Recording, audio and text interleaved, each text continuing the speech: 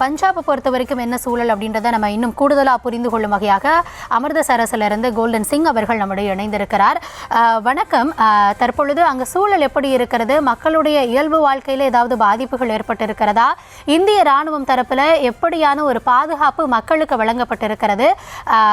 தகவல்களை கூறலாம். வணக்கம். ராஜேந்தர் சிங் கோல்டன். அம்ரித்சர்ல இருந்துங்க. 3 நாளாவே பதட்டமா தான் இருக்குது. 3 நாளா பிளாக் அவுட்னு சொல்லி ட்ரில் எல்லாம் பண்ணி மக்களுக்கு விழிப்புணர்வு ஏற்படுத்தி நைட் நேரத்தில் சைரன் அடிச்சுன்னா வீட்டுக்குள்ளேயே பதுங்கி இருக்கணும், ஏதாவது தாக்குதல் நடந்துச்சுன்னா தரையில படுத்துக்கணும் அப்படிங்கிற இதெல்லாம் ஆர்மி எடுத்து சொல்லிட்டு இருந்துச்சு. 2 நாளா பிளாக் அவுட்ல நைட்டு 7 மணிக்கு மேல லைட் எரிக்க கூடாது, வீட்டுக்குள்ளேயே தான் முடங்கி கிடக்கணும். காலையில் 5 மணி வரைக்கும். நேற்றுல இருந்து அரசாங்கமே கரண்ட்டை கட் பண்ணிருச்சு. பின்னாடி இன்னைக்கு 6 மணிக்கு தான் கொடுத்தாங்க. முந்தா நேற்று 2 மிசைல் தாக்குதல் நடந்தது அம்ரித்சருக்கு பக்கத்தில். இங்கேருந்து ஒரு வீட்டில இருந்து 10 கிலோமீட்டர் தூரத்துலையும். நேற்று நைட்டும் ஜலந்தர், பठानकोट சைடு ஏர்ஃபோர்ஸ் இதுக்கு பக்கத்தில், அம்ரித்சரில் ஏர்போர்ட்டுக்கு பக்கத்தில் ஒரு ஊரில் ஒரு தாக்குதல் நடந்தது.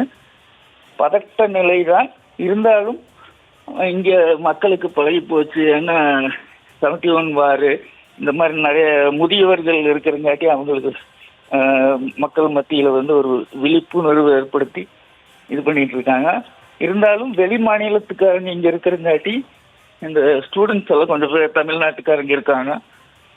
அவங்கெல்லாம் சூழ்நிலைக்கு இந்த மாதிரி எப்படி பண்ணணுமோ பண்ணிக்கிட்டும்.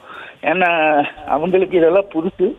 தமிழ்நாடு அரசு இங்கே படிக்கிற மாணவர்கள், மேற்படிப்புக்கு படிக்கிற மாணவர்களை திரும்பி கொண்டு போறதுக்கான சூழ்நிலை அந்த மாதிரி ஆச்சுன்னா கொண்டு போறதுக்கான ஏற்பாடுகள் பண்ண வேண்டும். மற்றபடி சூழ்நிலை இரவு நேரத்துல தான் கொஞ்சம் பதட்டமா இருக்குது. பகல் நேரத்துல கொஞ்சம் மக்கள் வெளியே வர ஆரம்பிக்கிறாங்க. சமநிலை எல்லாம் கடை தொழில் பார்க்கறதுக்கு வெளியே வர்றாங்க. சாயந்தரமாக பதட்டம் ஏற்படுகிறது. மற்றபடி எல்லாம் பரவாயில்லை. ஓகே, கண்டிப்பாக நீங்கள் சொல்கிறது மூலமாக புரிந்து கொள்ள முடிகிறது. இரவு நேரத்தில் பதற்றமான சூழல் தான் இருக்கிறது. மிசைல் தாக்குதல்லாம் கூட அங்கே நடந்திருக்கிறதா, வீட்டிற்கு அருகில் 10 கிலோமீட்டர் டிஸ்டன்ஸில் நடந்திருக்கிறதா சொல்லியிருக்கீங்க. இதையெல்லாம் மீறி மக்களுக்கு சொல்லுங்க. பெரிய மிசைல் அந்த டிவியில வந்துட்டு இருந்தது இங்க 10 கிலோமீட்டர் தூரத்துல. ஆர்மி என்னங்குதுன்னா நாங்க மேலேயே டிஃப்யூஸ் பண்ணிட்டோம், அதனால இந்த உயிர் சேதமும் ஏற்படல அப்படின்னு. இங்க இப்ப ஹார்வெஸ்டிங் நடந்தங்காட்டி தோட்டங்கள் காலியா இருக்கிறங்காட்டி தோட்டங்கள்ல விழுந்துருது. அதனால எந்த உயிர் சேதமும் ஏற்படல. 5.5 அடி அந்த மிசைல் இருந்தது. அது எந்த வீட்டு மேலேயோ இல்ல அபார்ட்மெண்ட்லயோ தாக்கி இருந்தா அந்த அபார்ட்மெண்ட் சுத்தமாவே நஷ்டமாயிருக்கும்.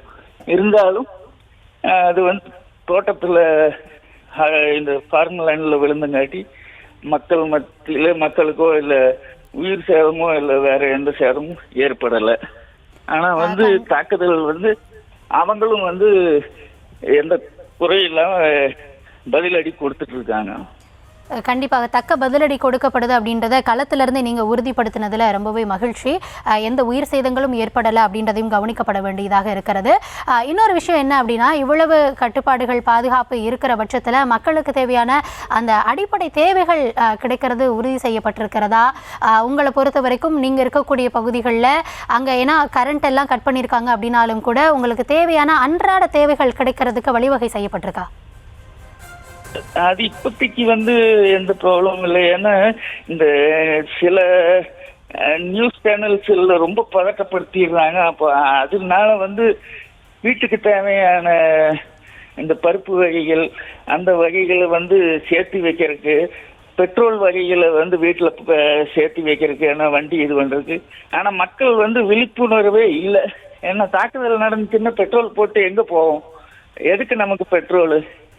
அப்போ அந்த மாதிரி நம்ம பதுக்கிற இது பண்ணக்கூடாதுன்ட்டு சொல்றேன். ஏன்னா நம்ம பெட்ரோல் வீட்டில் வச்சுட்டு கிடைக்காது நாளைக்கு அப்படிங்கிறதுக்காக நம்ம வச்சுட்டு அது நாளைக்கு தாக்குதல் நடந்துச்சுன்னா அந்த பெட்ரோல் போட்டு நம்ம எங்கே போவோம்?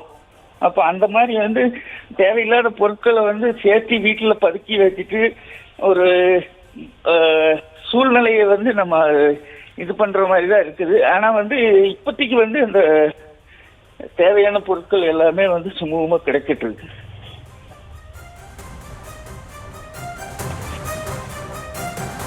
அதாவது அன்றாட தேவைகள் இப்போ வரைக்கும் பிரச்சனை இல்லை அப்படின்னாலும் கூட இனி அடுத்தடுத்து அங்க இருக்கக்கூடிய மக்களுக்கு நான் சொல்றேங்க, தேவையில்லாத பொருட்கள் வந்து சேர்த்து வைக்கிறதுக்காக சில டிவி சேனல்கள்ல பார்த்துட்டு மக்கள் வந்து போய் அந்த சர்க்கரை வாங்கி வச்சுக்கிறது, எரிபொருள்கள் வாங்கி வச்சுக்கிறது, அப்போ அது டிமாண்டு மாதிரி வந்துடுது. அப்போ அது அரசாங்கம் வந்து அதில் வந்து கொஞ்சம் இது பண்ணணும். ஏன்னா அதை தடுத்து நிறுத்தினா எல்லா பொருட்களும் எல்லாத்துக்கும் சுமூகமாக கிடைக்கும். கண்டிப்பா அரசு தரப்புல நடவடிக்கை எடுக்கக்கூடிய அதே நேரத்தில் மக்களுமே சூழலை புரிந்துட்டு அதுக்கேற்ற மாதிரி நடந்துக்கணும் அப்படின்றதை வலியுறுத்திருக்கீங்க. அங்கே இருக்கக்கூடிய மாணவர்களுக்கு தேவையான வசதிகளை இங்கே தமிழக அரசு அங்கே இருக்கும் மாணவர்களுக்கு செய்யணும் அப்படின்ற கோரிக்கையை நீங்கள் முன் வச்சிருக்கிறீங்க. இந்த தருணத்தில் இணைப்பில் வந்து அங்கே களத்தில் சூழல் என்னவாக இருக்கிறது அப்படின்னு பொதுமக்களுடைய கருத்துக்களை பதிவு செஞ்சதுக்கு நன்றி திரு கோல்டன் சிங்.